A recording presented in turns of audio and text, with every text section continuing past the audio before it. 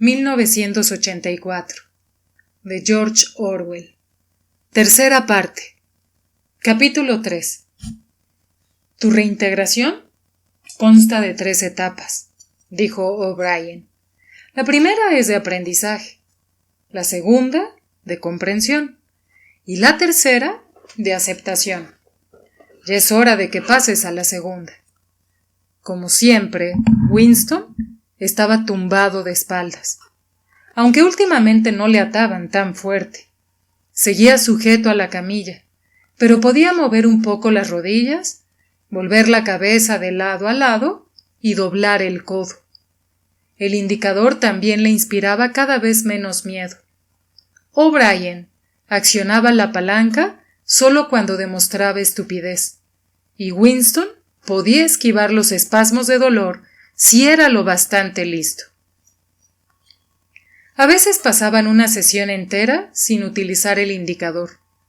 No recordaba cuántas sesiones llevaban. El proceso parecía extenderse de manera indefinida.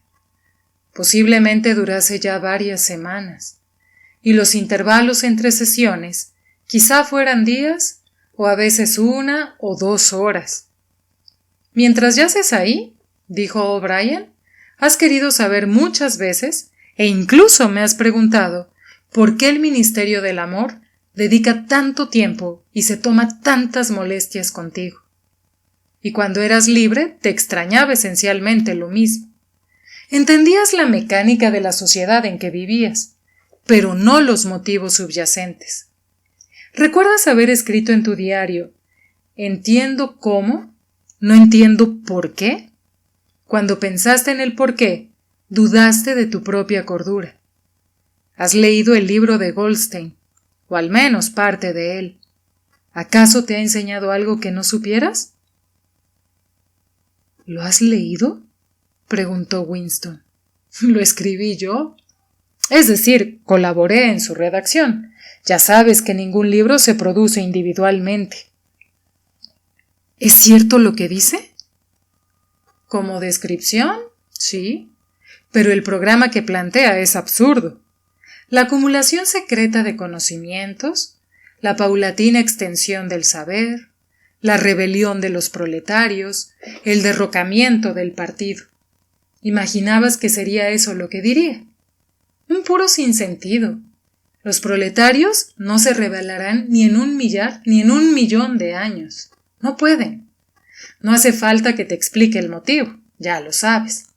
Si alguna vez has abrigado el sueño de una insurrección violenta, puedes descartarlo. No hay forma de derrocar al partido. El gobierno del partido es eterno. Todos tus pensamientos deben partir de ahí. Se acercó a la camilla. Eterno, repitió. Y ahora volvamos a la cuestión del cómo y el por qué. Entiendes muy bien cómo se mantiene el partido en el poder. Dime ahora por qué nos aferramos a él. ¿Cuáles son nuestros motivos? ¿Por qué nos atrae el poder? Vamos, habla, añadió al ver que Winston guardaba silencio. No obstante, Winston siguió callado unos instantes. Lo había invadido una sensación de fatiga. El rostro de O'Brien volvía a estar encendido de fanático entusiasmo. Supongo de antemano lo que le diría a O'Brien: que el partido no ambiciona el poder para sus propios fines, sino por el bien de la mayoría, que si aspiraba al poder era porque los hombres de la masa eran criaturas frágiles y cobardes, incapaces de soportar la libertad o enfrentarse a la verdad, por lo que debían ser dominados y engañados de forma sistemática por otros más fuertes que ellos. Que la humanidad tenía que elegir entre la libertad y la felicidad, y que la mayoría prefería la felicidad. Que el partido era el eterno protector de los débiles, una secta consagrada a causar el mal para producir el bien, aun a costa de su propia felicidad. Lo terrible, pensó Winston, era que cuando O'Brien decía todo aquello, lo creía a pies juntillas. Se le notaba en la cara. O'Brien lo sabía todo. Sabía 1000 veces mejor que Winston cómo era el mundo en realidad, la degradación en que vivían sumidas las masas, y mediante qué mentiras y barbaridades el partido las mantenía en ese estado. Lo había comprendido y meditado todo, y le daba igual. Todo lo justificaba el fin último. ¿Qué se puede hacer?, pensaba Winston, contra un loco que es más inteligente que tú, que escucha tus argumentos y luego persiste en su locura. Nos estáis gobernando por nuestro propio bien, dijo con voz débil. ¿Creéis que la gente no puede gobernarse a sí misma y por eso...?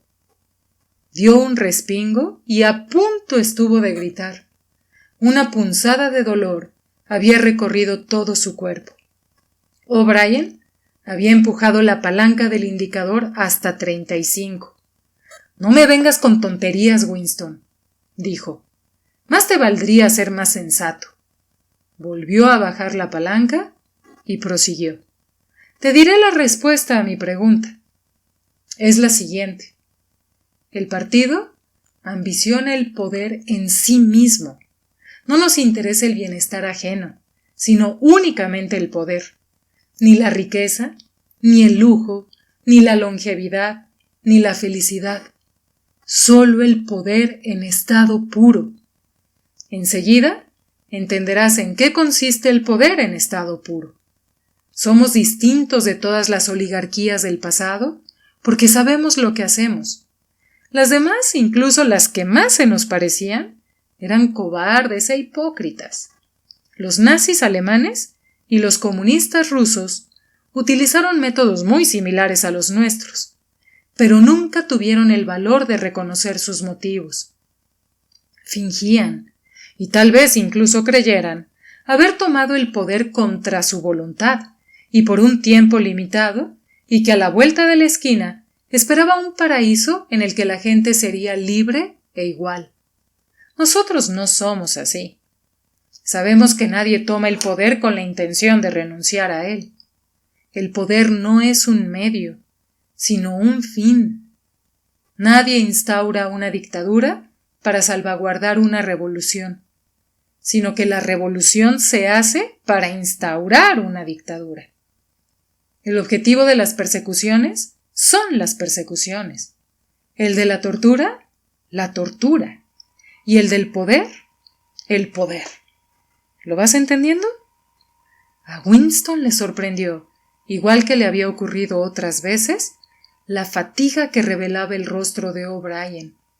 Era fuerte, carnal y despiadado.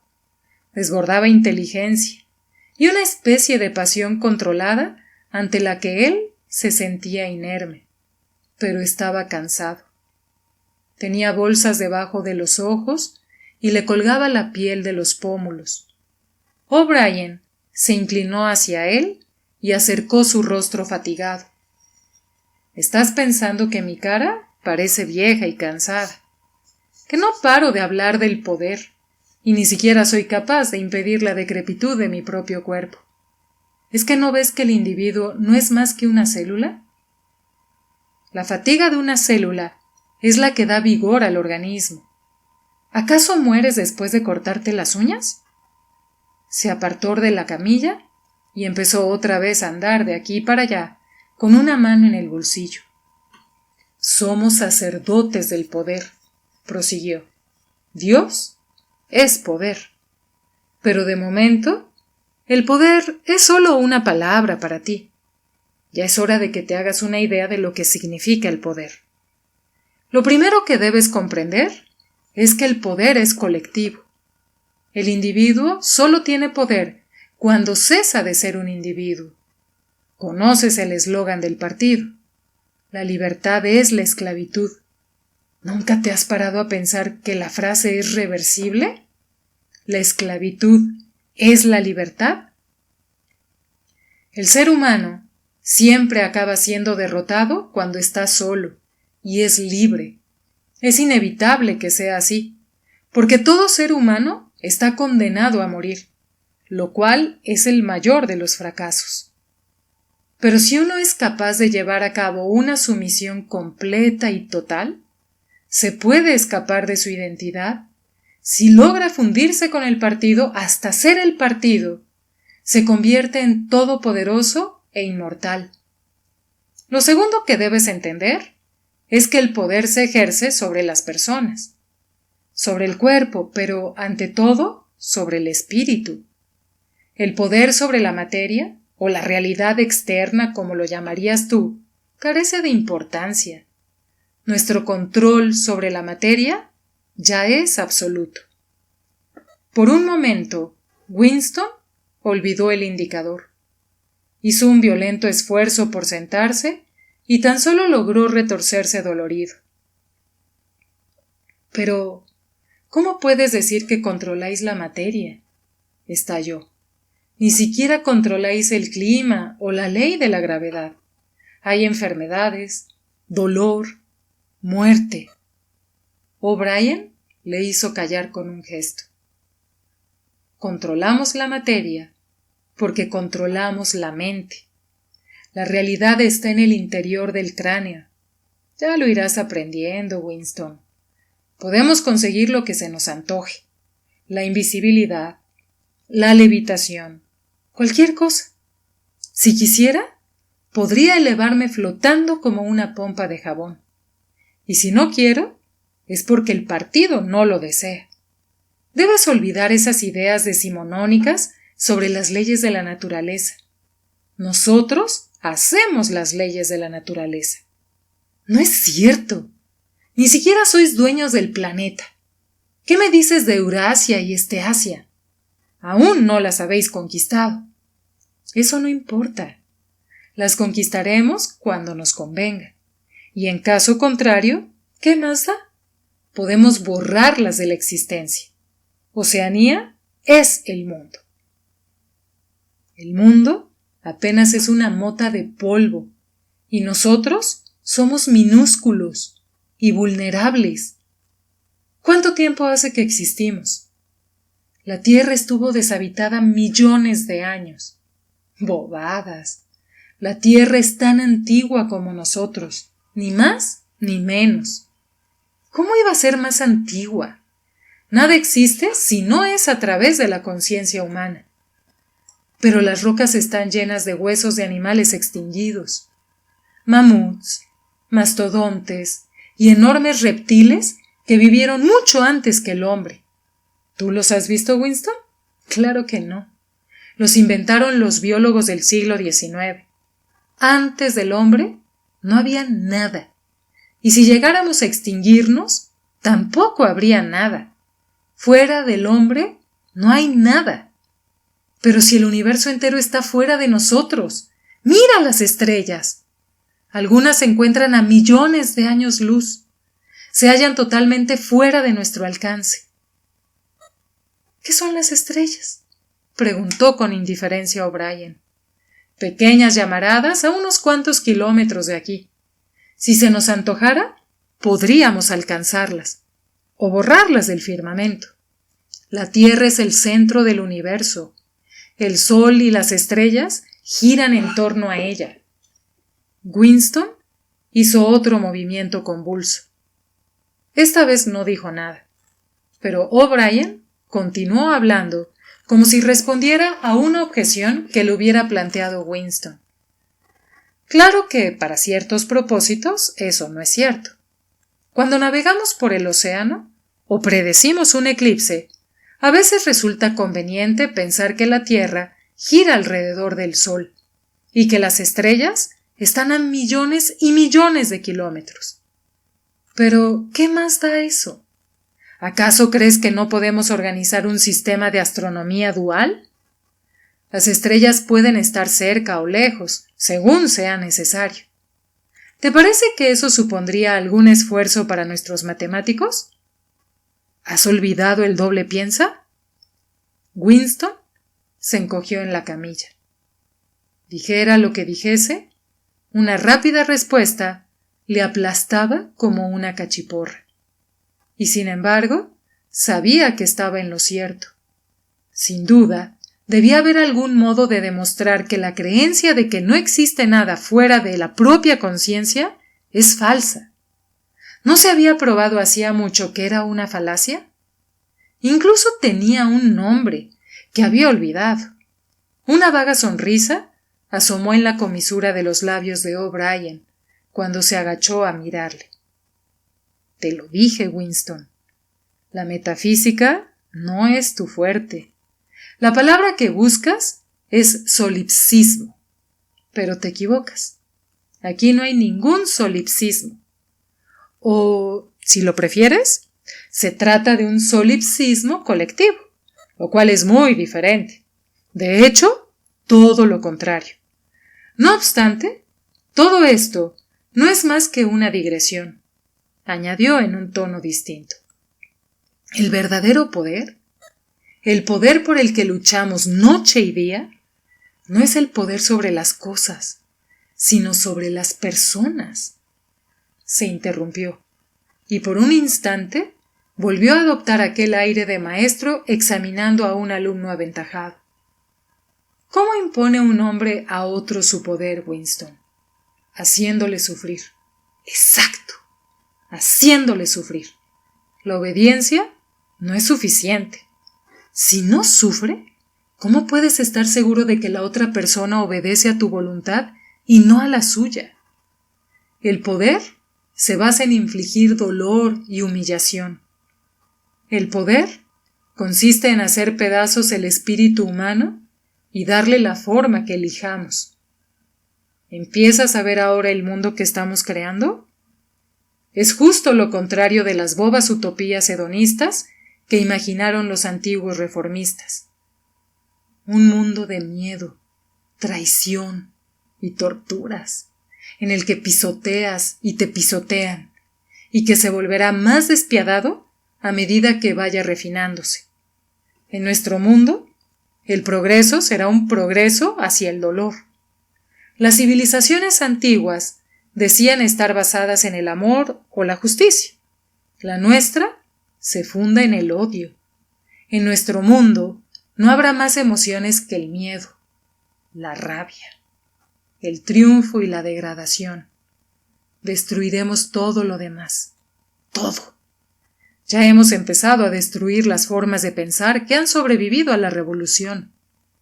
Hemos cortado los vínculos entre hijos y padres, entre los hombres y entre los hombres y las mujeres.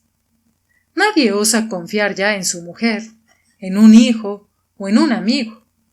En el futuro no habrá esposas ni amigos. Separaremos a los niños de sus madres al nacer, igual que se recogen los huevos de una gallina. El instinto sexual será erradicado. La procreación se convertirá en una formalidad anual, como la renovación de una cartilla de racionamiento. Aboliremos el orgasmo. Nuestros neurólogos ya están trabajando en ello. No habrá otra lealtad que la profesada al partido. No habrá más amor que el que se siente por el hermano mayor. No habrá más risas que las risas triunfales al derrotar a un enemigo. No habrá arte, ni literatura, ni ciencia. Cuando seamos omnipotentes, no nos hará falta la ciencia. Dejará de haber diferencias entre la belleza y la fealdad. Desaparecerá la curiosidad y el disfrute de la vida. Todos los placeres serán destruidos. Pero siempre, más vale que no lo olvides, Winston, persistirá la embriaguez del poder, que cada vez será mayor y más sutil.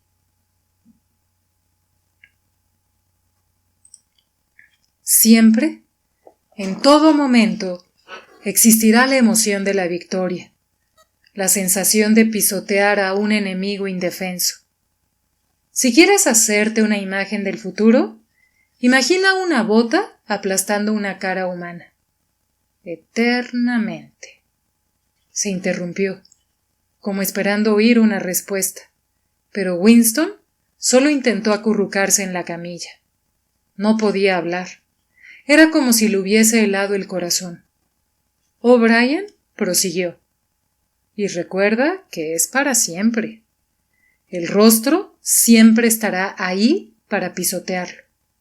El hereje, el enemigo de la sociedad, seguirá ahí para que podamos derrotarle y humillarle una y otra vez. Todo lo que has sufrido desde que caíste en nuestras manos continuará y empeorará. El espionaje, las traiciones, las detenciones, las torturas, las ejecuciones y las desapariciones proseguirán eternamente. Será un mundo tan aterrador como triunfal. Cuanto más poderoso se haga el partido, menos tolerante será. Cuanto más débil se vuelva la oposición, mayor será el despotismo. Goldstein y sus herejías vivirán siempre. Serán derrotadas, desacreditadas, ridiculizadas, y escupiremos en ellas a diario, pero perdurarán eternamente. La tragedia que hemos interpretado estos 7 años se representará una y otra vez, generación tras generación, de formas cada vez más sutiles. Siempre tendremos al hereje a nuestra merced, chillando de dolor, quebrantado, despreciable y, en último extremo, arrepentido, salvado de sí mismo, arrastrándose ante nuestros pies por su propia voluntad. He ahí el mundo que preparamos, Winston, un mundo de victoria tras victoria, de triunfo tras triunfo tras triunfo, una presión y presión y presión constante sobre el nervio del poder. Veo que ya empiezas a entender cómo será este mundo. Pero al final harás mucho más que entenderlo. Lo aceptarás. Serás el primero en darle la bienvenida y formarás parte de él. Winston se había recuperado lo bastante para decir con voz débil: No lo conseguiréis. ¿Qué quieres decir? Que no podréis crear un mundo como el que acabas de describir. Es una quimera, un imposible. ¿Por qué? Porque no se puede fundar una civilización en el miedo, el odio y la crueldad. No duraría. ¿Por qué? Carecería de vitalidad, se desintegraría, acabaría suicidándose. Bobadas. ¿Crees que el odio es más fatigoso que el amor? ¿Por qué había de serlo? ¿Y si lo fuese? ¿Qué más daría? Imagina que decidiéramos deteriorarnos más deprisa. Supón que acelerásemos el ritmo de la vida, de manera que a los 30 años la gente fuese anciana. ¿Qué diferencia habría? ¿No ves que la muerte del individuo no es la muerte? El partido es inmortal. Como de costumbre, la voz había dejado sin respuesta a Winston. Además temía que, si insistía en expresar su desacuerdo, O'Brien pudiera accionar la palanca. No obstante, fue incapaz de contenerse. Débilmente, sin argumentos, sin nada en lo que apoyarse que no fuese el horror inexpresable que le inspiraban las palabras de O'Brien, volvió a la carga. No lo sé. No me importa. Algo acabaría fallando y os derrotaría. La vida terminaría derrotándoos. Controlamos la vida, Winston, en todos los aspectos.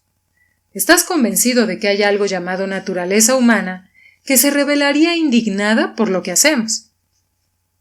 Pero nosotros creamos la naturaleza humana. La gente es infinitamente maleable. O tal vez hayas vuelto a tu antigua idea de que los proletarios o los esclavos se alzarán y acabarán derrotándonos.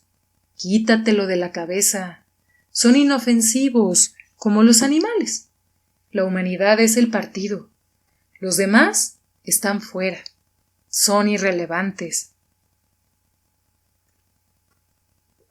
Me da igual.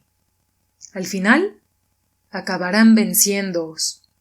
Antes o después, verán lo que sois y os harán pedazos. ¿Ves algún indicio de que esté ocurriendo tal cosa? ¿O alguna razón por la que debiera suceder? No, pero lo creo. Sé que fracasaréis. Hay algo en el universo, no sé, un espíritu, un principio al que no podréis vencer. ¿Crees en Dios, Winston? No. Entonces, ¿qué principio es ese que acabará venciéndonos? No lo sé. El espíritu del hombre. ¿Y te consideras tú un hombre? Sí. Si lo eres, debes de ser el último. Tu especie se ha extinguido. Nosotros somos tus herederos. ¿Te das cuenta de que estás solo? Estás fuera de la historia. No existes. Cambió de tono y añadió con aspereza. ¿Te consideras superior a nosotros por nuestras mentiras y nuestra crueldad? Sí, así es. O'Brien no dijo nada. Se oyeron otras dos voces. Al cabo de un instante, Winston reparó en que una de ellas era la suya. Era una grabación de la conversación que había tenido con O'Brien la noche que le había reclutado para formar parte de la hermandad. Se oyó a sí mismo comprometiéndose a mentir, robar, falsificar, asesinar, fomentar el consumo de drogas y la prostitución, extender enfermedades venéreas y arrojar vitriolo a la cara de un niño. O'Brien hizo un breve gesto de impaciencia, como insinuando que no valía la pena seguir con la demostración. Luego pulsó un interruptor y las voces se detuvieron. Baja de la camilla. Las ligaduras se habían soltado. Winston bajó al suelo y se puso de pie, aunque un poco inestable. Eres el último hombre. Ahora te verás tal como eres. Quítate la ropa. Winston deshizo el nudo que sujetaba el mono. Hacía mucho que habían eliminado las cremalleras. No recordaba haberse quitado la ropa desde el momento de su detención. Debajo del mono llevaba unos harapos sucios y amarillentos, en los que apenas reconoció su ropa interior. Al echarlos al suelo, vio que había un espejo de 3 lunas al fondo de la habitación. Se acercó y se detuvo en seco. Sin querer, soltó un grito. —¿Ve? —dijo O'Brien—. Ponte entre las lunas del espejo. Así también podrás verte de lado. Se había detenido paralizado por el miedo. Una especie de esqueleto encogido y grisáceo se estaba aproximando a él. Su apariencia era aterradora, y no solo porque supiera que era él. Se acercó al espejo. Estaba tan encorvado que la cara de aquella criatura parecía sobresalir de un modo extraño. Era una cara triste de presidiario, con la frente cubierta de bultos y el cuero cabelludo calvo, la nariz ganchuda, los pómulos machacados y la mirada feroz y alerta. Las mejillas tenían varios costurones y la boca parecía tensa. Sin duda, era su cara. Pero le pareció que había cambiado por fuera aún más que por dentro. Las emociones que registraba eran distintas de las que sentía. Se había quedado en parte calvo. Al principio había pensado que había encanecido, pero solo porque tenía el cuero cabelludo de color gris. A excepción de las manos y el círculo de la cara, su cuerpo parecía grisáceo porque estaba cubierto de suciedad incrustada. Aquí y allá entre la mugre se veían las rojas cicatrices de sus heridas, y cerca del tobillo la úlcera varicosa se había convertido en una masa inflamada de la que se caía la piel a tiras. Pero lo verdaderamente espantoso era la delgadez de su cuerpo. La caja torácica era tan estrecha como el resto del esqueleto. Las piernas habían adelgazado tanto que las rodillas eran más gruesas que los muslos.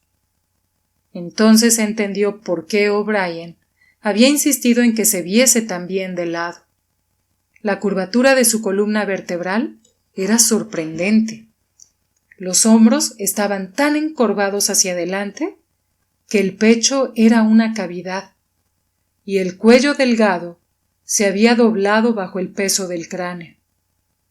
Si le hubiesen preguntado, habría dicho que era el cuerpo de un hombre de unos 60 años, aquejado por una enfermedad maligna.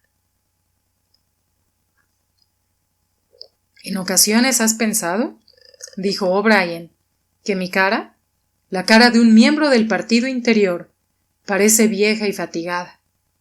¿Qué opinas ahora de tu propio rostro?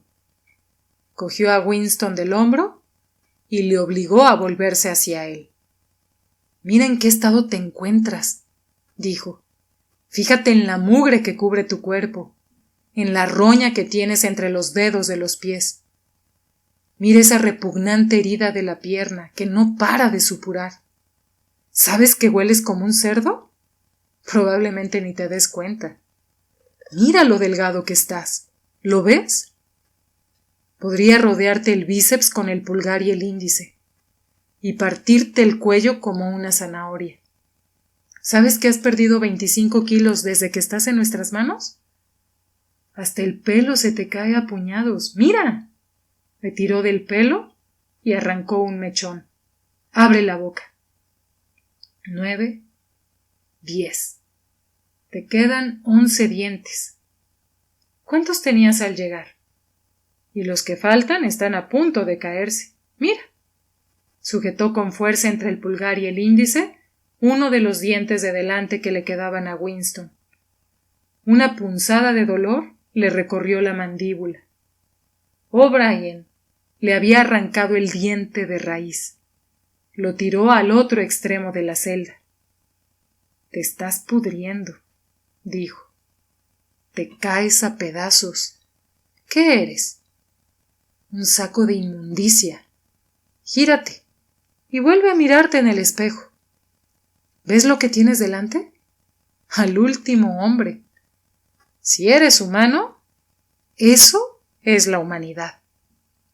Vamos, vuelve a vestirte.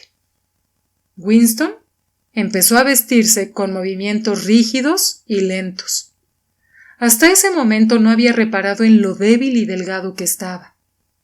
Solo podía pensar en una cosa, que debía llevar en aquel lugar más tiempo de lo que pensaba. De pronto, mientras se ponía aquellos tristes harapos, lo dominó un sentimiento de lástima por su cuerpo decrépito. Sin saber lo que hacía, se desplomó en un pequeño taburete que había al lado y rompió a llorar. Era consciente de su fealdad, de su falta de elegancia, de ser un saco de huesos que lloraba a plena luz con la ropa interior sucia. Pero no podía contenerse. O'Brien le puso la mano en el hombro casi con amabilidad. No durará siempre, dijo. Puedes escapar cuando quieras. Todo depende de ti. Has sido tú, sollozó Winston. Tú me has reducido a este estado. No, Winston, has sido tú. Lo aceptaste cuando te pusiste en contra del partido. Todo estaba incluido en ese primer acto de rebeldía. No ha ocurrido nada que no intuyeras. Hizo una pausa y luego prosiguió. Te hemos golpeado y machacado. Ya has visto cómo está tu cuerpo. Tu espíritu está igual de quebrantado. No creo que te quede mucho orgullo. Te han pateado, azotado e insultado. Has gritado de dolor. Te has retorcido en el suelo entre tu sangre y tu vómito. Has gimoteado pidiendo piedad. Has traicionado a todos y a todo. ¿Se te ocurre alguna degradación que no hayas sufrido? Winston había parado de llorar, aunque las lágrimas seguían brotando de sus ojos. Miró a O'Brien. No he traicionado a Julia, dijo. O'Brien le miró pensativo. No, reconoció por fin. No, tienes razón. No la has traicionado. El corazón de Winston empezó a inundarse de aquella peculiar reverencia que sentía por O'Brien, y que nada era, pensó. ¡Qué inteligente! Siempre entendía lo que le decía. Cualquier otro habría respondido que sí la había traicionado. ¿Acaso se lo habían sacado todo bajo tortura? Les había contado todo lo que sabía de ella, sus costumbres, su personalidad, su vida pasada. Había confesado hasta el detalle más trivial todo lo que había ocurrido durante sus encuentros, todo lo que se habían dicho, las comidas a base de productos del mercado negro, los adulterios, sus vagas conspiraciones contra el partido. Todo. Y sin embargo, en el sentido en que él lo decía, no la había traicionado. No había dejado de quererla. Sus sentimientos seguían siendo los mismos. Y O'Brien lo había entendido sin necesidad de que se lo explicase. Dime una cosa, preguntó. ¿Cuándo me matarán? Puede que aún tarden mucho, respondió O'Brien. Eres un caso difícil. Pero no pierdas la esperanza. Todo el mundo se cura antes o después.